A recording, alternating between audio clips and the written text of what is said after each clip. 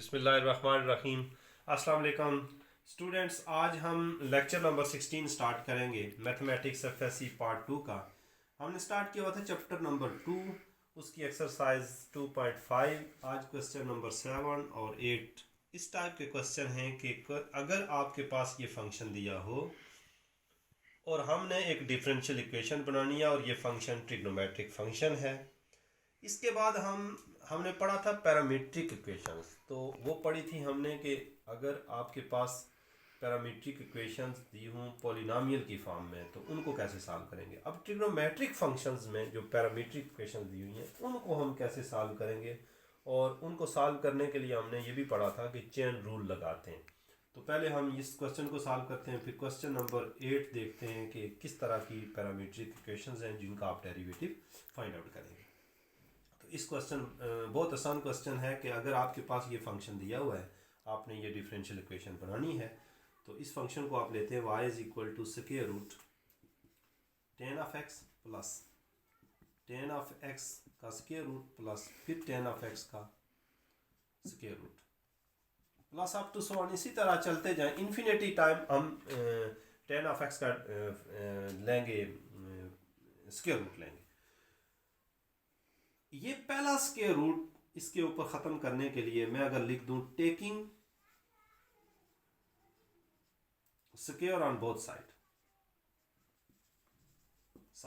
अगर दोनों तरफ मैं स्क्वायर ले लूं, इधर भी अगर इसका स्क्वायर ले लूं,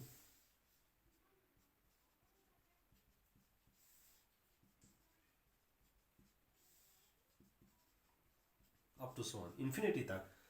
अब ये स्क्वायर और स्क्वायर रूट, क्योंकि स्क्वायर रूट की पावर 1/2 होती है तो ये कैंसिल, स्क्वायर ये कैंसिल हो जाएगा। आपके पास बचेगा टेन ऑफ एक्स प्लस फिर आप इसी तरह टेन ऑफ एक्स का square root plus tan of x का स्क्वायर रूट प्लस फिर अगर इस तरह चलते जाएं इन्फिनिटी टाइम आप इनका स्क्वायर रूट ले सकते हो। अब ये सारी वैल्यू, ये सारी की सारी यही इन्फिनिटी टाइम अगर लेते जाएं तो ये y के बराबर होगा। Y square is equal to tan of x plus ये y के बराबर होगा। ये सारे का सारा y इन्फिनिटी टाइम है, तो आप जितनी बार भी लिखें ये ख़त्म होने वाली नहीं है। अब y को इधर ले, y square minus y is equal to tan of x. Now अब हमने क्या करना है, इसका डेरिवेटिव लेना है, डिफरेंशिएटिंग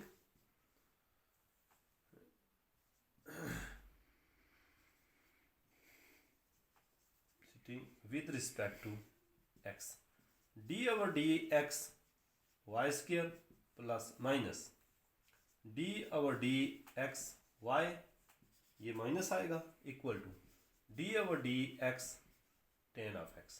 अब y का डेरिवेटिव 2y, पावर को पहले लाया, पावर में y का फिर डेरिवेटिव, क्योंकि x के लिहाज से डेरिवेट कर रहे हैं तो y का डेरिवेटिव x आएगा, minus dy over dx equal to इसका डेरिवेटिव होता है secant square of x, tan का derivative secant square of x. अब d y over d x हमने कॉमन ले लिया, बाकी आपके पास बचा 2y माइनस 1, तो ये आपके पास आ गया secant square, which is required equation. Derivative की इक्वेशन आपके पास आ गई, डिफरेंशियल इक्वेशन जो इस फंक्शन से हमने निकाली है। अब क्वेश्चन नंबर, इसके बाद अब हमारे पास क्वेश्चन नंबर 8 है। 8 क्वेश्चन पहले लिखते हैं, उसके बाद देखते हैं कि किस टाइप की ये डिफरेंशियल इक्वेशन बनानी है आपने।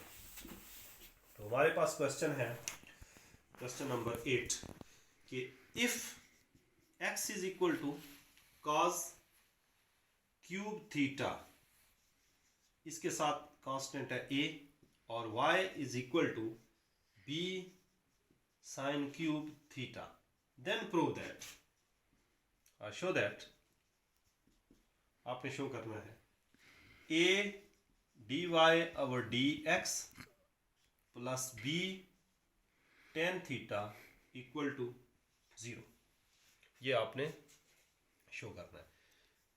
तो ये एक तरह की पैरामीट्रिक इक्वेशन है, x भी थीटा का फंक्शन है, y भी थीटा का फंक्शन है, तो similarly x derivative with respect to theta, y को डेरिवेट करेंगे विद रिस्पेक्ट टू थीटा, फिर चेन रूल लगाएंगे, dy ओवर dx आपने निकालना है। तो इसको आप 1 कह दें, इसको 2 कह दें। Differentiating 1 with respect to theta. dx over d theta, our d over d theta a cos cube theta. अब इसका डेरिवेटिव एक आपके पास कांस्टेंट है, इसका डेरिवेटिव 3 को पहले लाया cos 2 थीटा इंटू cos का फिर डेरिवेटिव आपके पास आएगा माइनस साइन ऑफ थीटा. तो थीटा का 1 होता है वो लिखते नहीं, minus a 3a cos square theta sine of theta. अब इसी तरह हम डिफ्रेंशिएट करेंगे, differentiating 2 with respect to theta. आपने थीटा के लिहाज से लिख लिया d y over d theta equal to d over d theta. इसका भी डेरिवेटिव इसी तरह होगा जिस तरह हमने cos क्यूब थीटा का डेरिवेटिव निकाला है, b 3 sine square theta. Power को पहले लाया, पावर में से एक माइनस कर दिया तो स्क्वायर थीटा हो गया, और साइन का फिर डेरिवेटिव आपके पास आएगा, साइन का डेरिवेटिव होता है cos ऑफ थीटा.